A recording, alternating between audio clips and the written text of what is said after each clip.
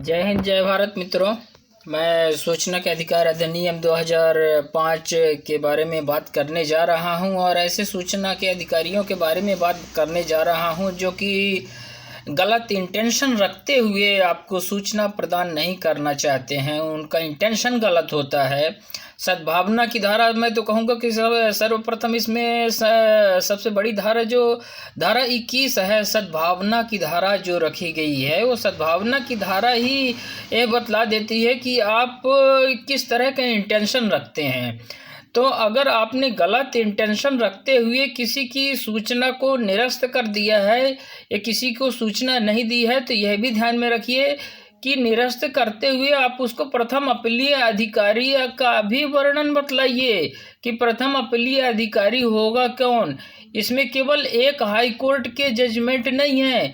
आप धारा 1J को देख लीजिए, 1J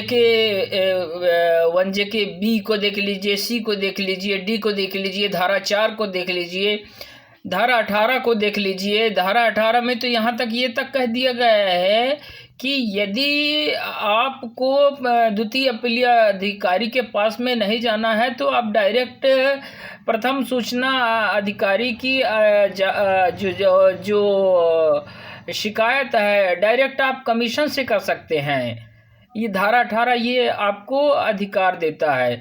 और यदि कोई अधिकारी इंटेंशनली आपको जानकारी देने से मना कर रहा है, आपके फॉर्म को रिजेक्ट कर रहा है, तो इससे साफ साबित होता है कि वो इंटेंशन है उनका, वो इंटेंशनली आपको जानकारी नहीं देना चाह रहे हैं, इसलिए आपके फॉर्म को रिजेक्ट कर रहे हैं। इसके लिए आप थाने जा सकते हैं और थाने में आपको बतला दूं कि आपको धारा 116, 118, 420 के तहत मुकदमा पंजीबद्ध हो जाता है। और यदि वहां पर नहीं हो पाता है तो चिंता करने की कोई बात नहीं है, आप कोर्ट की शरण में जा सकते हैं। वहाँ 156(3) के तहत आप जो है तो FIR के लिए आवेदन लगा सकते हैं और कोर्ट के आवेदनानुसार, आदेशानुसार जो है तो प्रकरण पंजीबद्ध हो जाएगा। तो इस तरह से लीजिए RTI की जानकारी। इस तरह RTI कोई छोटी मोटी बात नहीं है, भारतीय संविधान से निकला हुआ एक बहुत बड़ा पेज है।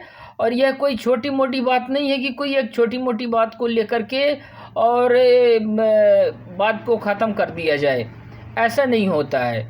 तो इंटेंशनली अगर आपको कोई परेशान कर रहा है, इंटेंशनली जानकारी नहीं दे रहा है, आपके आवेदन को निरस्त कर रहा है, आलतू फालतू धाराओं का उल्लेख करके या उसमें ये कह के कि इसमें जो मद हैं अलग अलग मदों में जानकारी दीजिए, ऐसा भैया कहाँ पढ़ लिया आपने? कौन से संविधान में पढ़ लिया? कहाँ पढ़ लिया? किस तरह के संविधान में पढ़ लिया? उसका पूर्ण विवरण तो प्रस्तुत करिए आप। और उसका बिना पूर्ण विवरण किए आपने सामने वाले को छोटा समझकर और आपने जो भी मन में आया लिख करके भेज दिया, ये भी नहीं समझा कि आगे क्या होगा। तो आगे के लिए सतर्क रहिए, सावधान रहिए। तब तक के लिए जय हिंद जय भारत।